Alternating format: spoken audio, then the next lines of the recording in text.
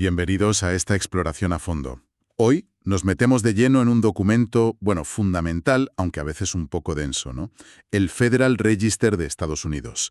Es el boletín oficial del gobierno federal. Puede parecer un tocho, pero esconde decisiones y cambios que nos afectan, y mucho, en finanzas, comercio, seguridad. La edición de hoy, 16 de octubre de 2025, el volumen 90, número 198, viene cargadita. Nos vamos a centrar en dos temas gordos. Primero, una acción muy contundente contra una entidad financiera extranjera por blanqueo. Y luego, unos ajustes clave en la disputa comercial con China, que tocan el sector marítimo. Y de postre, un par de noticias más breves, pero con su miga, sobre salud animal y tasas de inmigración. ¿Listos para desgranar lo esencial? Venga, pues empezamos fuerte. Una acción de la FinCEN, que es la Unidad de Inteligencia Financiera de EU. Han sacado una regla final que pone en el punto de mira a Untione Group, un conglomerado financiero con sede en Camboya.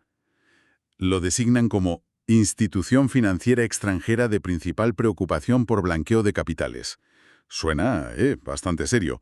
¿Qué implica esto exactamente? Es muy serio, sí. Se basa en la sección 311 de la ley US Patriot, una herramienta legal, bastante potente, que se creó después del 11S. Esta designación permite al Tesoro de USA tomar medidas especiales para proteger su sistema financiero, claro. Y en este caso han ido a la quinta medida. Es la más severa de todas. Prohíben a las instituciones financieras de USA abrir o mantener cuentas corresponsales para Wiñone Group. O sea, que en la práctica les cortan el acceso directo al sistema del dólar. Es un aislamiento financiero casi total de USA. vale, un aislamiento en toda regla. ¿Y qué ha hecho Wiñone Group para, merecer esto? El documento de la FinCEN lo detallará, supongo. Desde luego. Y no son cosas menores, ¿eh? El informe habla de un patrón de blanqueo de capitales a gran escala. Mencionan fondos que vienen de delitos cibernéticos muy específicos. Por ejemplo, robos de moneda virtual convertible, CBC, criptomonedas. Y los vinculan al grupo Lazarus de Corea del Norte. Ostras. El grupo Lazarus. ¿Los norcoreanos metidos en esto? Eso ya le da otra dimensión al asunto. Exacto. Hay que recordar que Lazarus es una entidad que ya está sancionada por EU, por sus hackeos y financiación ilícita, claro. Ya. Y no solo eso, también señalan blanqueo que viene de estafas de inversión en cripto, lo que se conoce como pig butchering. Uf, esas estafas. Sí, ese timo en el que crean una relación online falsa para convencer a la víctima de invertir un montón de dinero. Pues según FinCEN, hay organizaciones criminales transnacionales en el sudeste asiático que estarían usando a Wiñone para mover ese dinero. O sea, menudo cóctel. Ciberdelitos, financiación norcoreana, crimen organizado. ¿Y cómo operaba Hawon para facilitar todo esto? ¿Qué dice el informe? Pues FinCEN describe a Hawon Group y sus distintas partes. Mencionan Hawon Guarantee, Hwawone Pay PLC, Hwawone Crypto, como si fuera una red coordinada. Comparten infraestructura para operar con criptomonedas. Ofrecían desde un mercado online Hawon, donde supuestamente se vendían herramientas para ciberestafas, e incluso equipos de detención. Equipos de detención, suena fatal eso. Sí, bastante turbio. Y también ofrecían servicios directos de blanqueo aceptando tanto dinero fiat, tradicional, como criptomonedas. Vale. Y aquí llegamos a un punto que me llamó muchísimo la atención al leerlo. Lo de su propia criptomoneda. Ah, sí. Eso es particularmente llamativo, la verdad. Crearon su propia stablecoin, ya sabes, una cripto diseñada para mantener un valor estable, normalmente ligada al dólar. La llamaron USDH. Y lo más relevante es cómo la promocionaban. ¿Cómo? Como incongelable. Incongelable. ¿Y eso qué significa en la práctica? ¿Que las autoridades no pueden bloquear esos fondos si son sospechosos? Precisamente eso. A diferencia de otras stablecoins más conocidas que suelen colaborar con la policía, con las autoridades, para congelar fondos sospechosos cuando hay una investigación. Wiñone, según la FinCEN, ofrecía con USDH un ecosistema casi a prueba de intervenciones. Un refugio, vamos. ¿Un refugio seguro para mover dinero ilícito sin miedo a que te lo bloqueen? Exacto. Eso es una señal de alarma gigantesca para los reguladores, claro. Entiendo. Crean su propio vehículo financiero opaco y resistente a la ley. La escala de esto tiene que ser considerable para que FinCEN actúe así de duro. La escala que describe FinCEN es asombrosa. Estiman que Willone Group procesó más de 4.000 millones de dólares en fondos ilícitos. Y esto solo entre agosto de 2021 y enero de 2025. ¡4.000 millones! Es una barbaridad. Sí, sí. ¿Y dan algún desglose? Más de 37 millones vinculados directamente a entidades norcoreanas sancionadas y más de 300 millones a estafas cibernéticas como el pickbashing. ¡Qué fuerte! Y Willone no tenía controles internos. Ningún sistema anti-blanqueo, el AML-KYC que se dice. Pues mira, según FinCEN, aunque públicamente reconocían que tenían deficiencias en sus controles AML-KYC, ya sabes, Anti-Money Laundering y Know Your Customer, para verificar clientes y prevenir el lavado, en la práctica la conclusión de FinCEN es que siguen sin tener un programa efectivo, que no lo aplican bien. De hecho, el informe señala algo muy llamativo. ¿El qué? Que incluso después de que FinCEN propusiera esta medida sancionadora, allá por mayo de 2025, Willone siguió facilitando transacciones sospechosas a gran escala. Mencionan como ejemplo 10.000 millones de dólares en Tether, que es otra stablecoin, movidos a través de sus plataformas en mayo y junio de 2025. O sea que ni la amenaza directa de sanción les hizo parar o cambiar. Vaya. Entonces, resumiendo el impacto de esta acción, Estados Unidos básicamente le cierra las puertas de su sistema financiero a Willone Group. Les expulsa del dólar por ser un coladero de dinero sucio, incluyendo fondos para Corea del Norte y para el crimen organizado global. Esa es la esencia, sí. Y la regla que se ha publicado hoy detalla las obligaciones específicas para los bancos estadounidenses. Tienen que revisar sus cuentas para asegurarse de que no tienen ninguna relación, ni directa ni indirecta, con Willone. Y también tienen que notificar a sus bancos corresponsales extranjeros sobre esta prohibición. Es un intento de cerrarles todas las puertas posibles al dólar. Queda claro el mensaje. Muy contundente. Y bueno, si esta acción de FinCEN muestra cómo EEU usa herramientas financieras contra actores concretos, la siguiente noticia importante del Federal Register de hoy nos lleva al terreno comercial, y a una escala mayor, la relación con China. Exacto. Cambiamos de tercio, pero seguimos con acciones gubernamentales fuertes. La Oficina del Representante de Comercio de EU, la USTR, ha anunciado modificaciones. Modificaciones a una investigación y acción comercial que ya estaba en marcha bajo la sección 301. ¿La sección 301? Sí, esa sección de la ley comercial de EEU que les permite tomar represalias contra prácticas de otros países que consideran desleales o perjudiciales. En este caso, el foco está en las prácticas de China en los sectores marítimo, logístico y de construcción naval. Vale, sección 301 contra China en el sector marítimo. ¿Y qué modificaciones concretas anuncian hoy?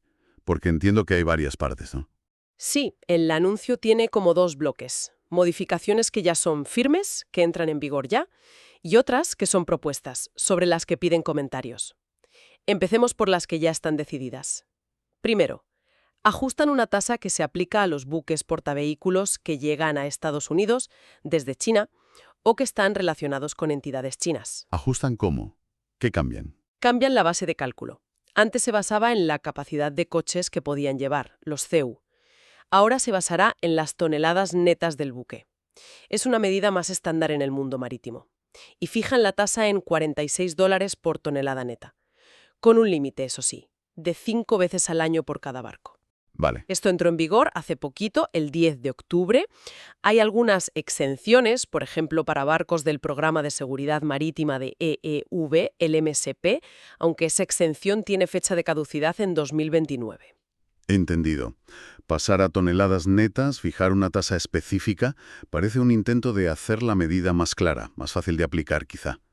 ¿Qué más se ha decidido ya?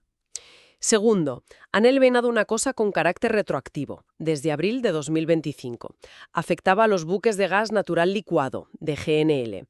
Antes, la USTR tenía la potestad de recomendar que se suspendieran las licencias de exportación de GNL si no se cumplían ciertas condiciones de transporte marítimo relacionadas con China. Han quitado esa posibilidad, la han eliminado. Ah, pues eso parece una corrección importante, porque suspender exportaciones de GNL suena a medida muy drástica, ¿no? Quizá era para no afectar demasiado al propio sector energético estadounidense. Es muy probable, sí. Parece un reajuste para equilibrar los objetivos comerciales de la sección 301 con otras necesidades, como no perturbar un sector energético tan vital como el del GNL y sus exportaciones. Eliminar esa amenaza de suspensión da más estabilidad a ese mercado, claro. Tiene sentido. Y la tercera modificación ya decidida. Creo que esta es la que más ruido puede hacer. Los aranceles. Efectivamente, aquí viene, digamos, el golpe más duro de las medidas ya firmes. Imponen nuevos aranceles adicionales del 100%. ¿Un 100%? Sí, un 100% adicional sobre dos tipos de productos clave que vienen de China. El primero son esas grúas gigantescas que vemos en los puertos, las grúas pórtico que mueven contenedores del muelle al barco, las grúas STS, Ship to Shore. ¿Un 100% adicional sobre esas grúas enormes? Eso es muchísimo dinero.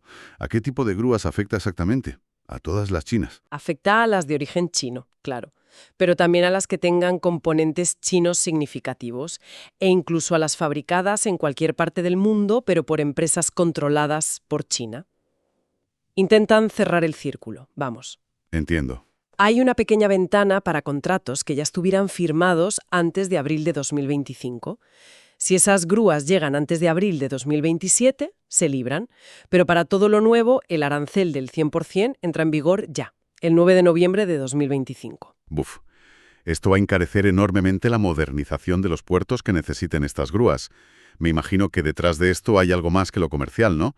Preocupaciones de seguridad, quizás. Sin duda, estas grúas STS son absolutamente críticas. Mueven casi todo el comercio de contenedores. Un arancel tan elevado refleja no solo la tensión comercial, sino preocupaciones muy serias sobre la dependencia de la infraestructura portuaria de USU de proveedores chinos, tanto desde el punto de vista económico como, y esto es importante, de la seguridad nacional. Se ha hablado mucho de los posibles riesgos de ciberseguridad. Claro. Si estas grúas están conectadas y pueden ser controladas o monitorizadas remotamente, pues eso genera inquietud. Tiene toda la lógica. ¿Y cuál es la segunda categoría de productos con este nuevo arancel del 100%? Los chasis intermodales y sus partes, también si proceden de China. Los chasis. Sí, esas estructuras con ruedas sobre las que se montan los contenedores para moverlos por carretera o por tren. Son esenciales para la logística terrestre. Curiosamente, el aviso especifica que por ahora no se imponen aranceles a los propios contenedores intermodales, a las cajas en sí. Ah, curioso. ¿Se enfocan en las grúas y los chasis pero no en los contenedores de momento? Quizás por el impacto directo que tendría en los costes de casi todo lo importado, ¿no? El volumen de contenedores es enorme. Puede ser. Están apretando en puntos muy estratégicos de la cadena logística. Sí, la estrategia parece ser esa. Identificar cuellos de botella o dependencias clave en la logística portuaria y terrestre y aplicar presión ahí. Vale, esas son las medidas ya decididas. Pero decías que también hay propuestas sobre la mesa, que piden opinión. Correcto. Y aquí es donde la USTR plantea una posible escalada aún mayor. Han abierto un periodo de consulta pública, hasta el 10 de noviembre, para recoger opiniones sobre más modificaciones propuestas. ¿Y qué tipo de modificaciones proponen ahora? Bueno, por un lado hay algunos ajustes más técnicos, digamos. Proponen exenciones específicas para buques metaneros o de GLP. También proponen quitar una exención que beneficiaba a ciertos buques chinos que operan en los grandes lagos, los Lakers, y proponen eximir a los portavehículos más pequeños, hasta 10.000 toneladas de peso muerto. Son ajustes de sintonía fina, probablemente basados en comentarios previos. Vale, ajustes técnicos, pero imagino que habrá algo más contundente entre las propuestas. Lo hay, lo hay. La propuesta estrella, la que realmente llama la atención, es imponer nuevos aranceles de hasta el 150%. ¿Hasta un 150%? Madre mía. ¿Sobre qué equipo sería eso? Pues sobre una lista mucho más amplia de equipos de manejo de carga. Prácticamente toda la maquinaria pesada esencial que ves en un puerto o una terminal.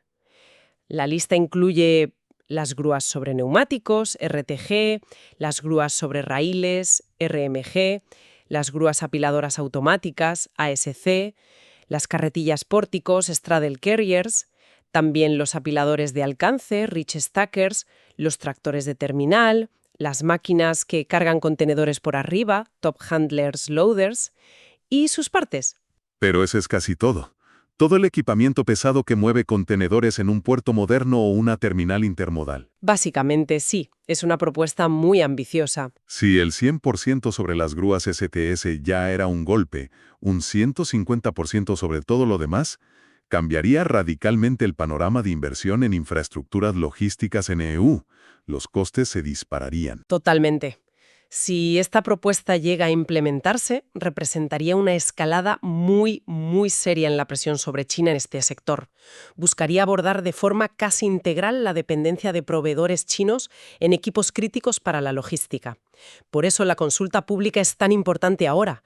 La USTR necesita calibrar las posibles consecuencias económicas. ¿Hay alternativas viables a corto plazo? ¿Cuánto subirán los costes para los puertos, para las navieras, para el consumidor final? Claro. Antes de tomar una decisión final, necesitan esa información. Pues habrá que estar muy atentos a ver qué pasa después del 10 de noviembre con esto. Es fascinante ver cómo un documento oficial como el Federal Register refleja estas tensiones geopolíticas y económicas de forma tan directa, tan cruda a veces. Y bueno, para mostrar que no todo son grandes maniobras geoestratégicas, el Federal Register de hoy también trae noticias más, digamos, pegadas a preocupaciones del día a día.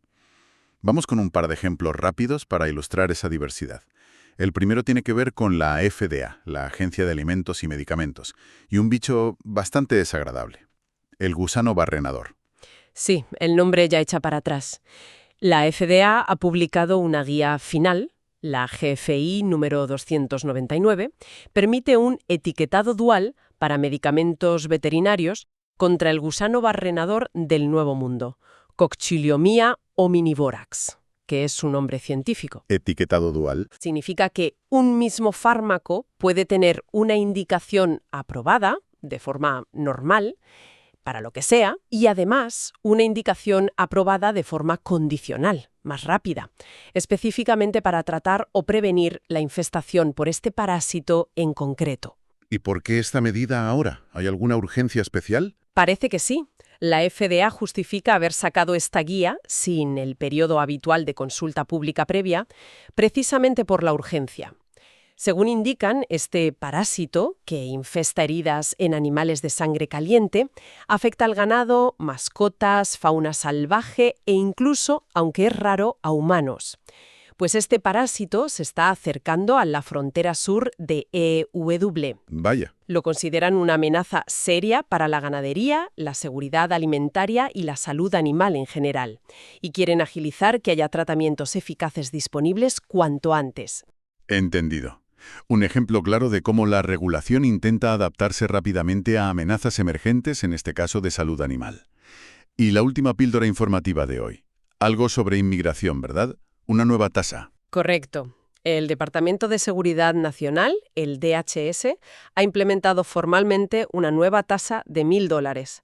La tienen que pagar los extranjeros a los que se les concede el parole. El parol. Recuérdanos brevemente qué es por si alguien no lo tiene claro. Es una figura legal un poco particular. Permite a ciertas personas entrar o permanecer temporalmente en EU por razones humanitarias, urgentes o porque su presencia aquí supone un beneficio público significativo. Esto aunque no tengan un visado normal o no cumplan otros requisitos de admisión. Es una entrada discrecional y temporal. Vale, una admisión temporal por razones humanitarias o de interés público. ¿Y por qué esta nueva tasa de $1.000 ahora? Viene directamente de una ley que se aprobó recientemente, la HR1. Esa ley establecía esta tasa como obligatoria. Así que el aviso de hoy en el Federal Register simplemente implementa ese mandato legal. Pone en marcha lo que dice la ley. La tasa se aplica cada vez que se concede el parol a partir de hoy, 16 de octubre, y afecta a los procesos de las 3 agencias principales de inmigración, CBP en fronteras, ICE en control interior y USCIS, que gestiona beneficios y ciudadanía. ¿Y hay forma de evitarla? ¿Alguna excepción a pagar esos $1.000? Sí, la propia ley HR1 incluye 10 excepciones muy específicas. El documento menciona algunas como ejemplo. Emergencias médicas graves que no se pueden tratar fuera de EU, por ejemplo, o donación de órganos. También personas que vienen a ayudar en investigaciones policiales importantes, o para reunirse con familiares muy cercanos que están a punto de morir. Si el DHS determina que se aplica una de estas 10 excepciones legales, la persona no tiene que pagar la tasa. Comprendido.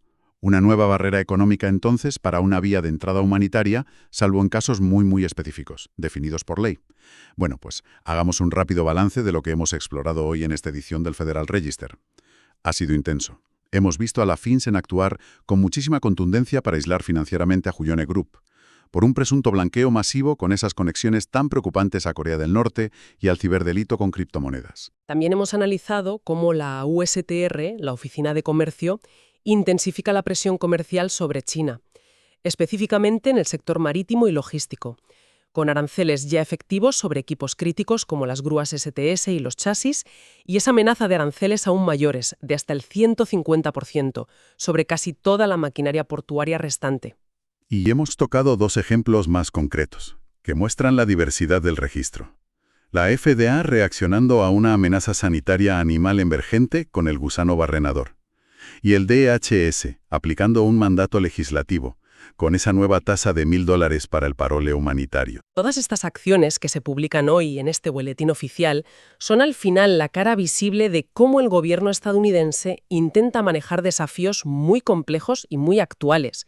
El crimen financiero global, que se aprovecha de las nuevas tecnologías como las cripto, las tensiones comerciales y esa búsqueda de resiliencia en las cadenas de suministro, especialmente con China, la protección de la salud pública y animal frente a nuevas amenazas, y los continuos ajustes en las políticas y también en los costes de la inmigración. Nos muestra la variedad de herramientas que tiene un gobierno moderno, ¿no? Sanciones financieras, aranceles comerciales, regulaciones sanitarias, tasas administrativas, todo para intentar influir en estos ámbitos tan diferentes. Exactamente. Y cada una de estas medidas, aunque a veces nos pueda parecer muy técnica o muy lejana leyendo el Federal Register, tiene consecuencias reales sobre empresas, sobre sectores económicos enteros y sobre personas concretas. Y eso nos deja quizás con una reflexión final, algo para darle una vuelta después de escuchar esto. ¿Somos realmente conscientes de cuántas decisiones cruciales que dan forma a nuestro entorno? Desde cómo fluyen las finanzas globales, hasta la seguridad de los puertos por donde viaja casi todo lo que compramos, pasando por la salud de los animales que comemos o las condiciones y los costes para que una persona pueda migrar por razones humanitarias.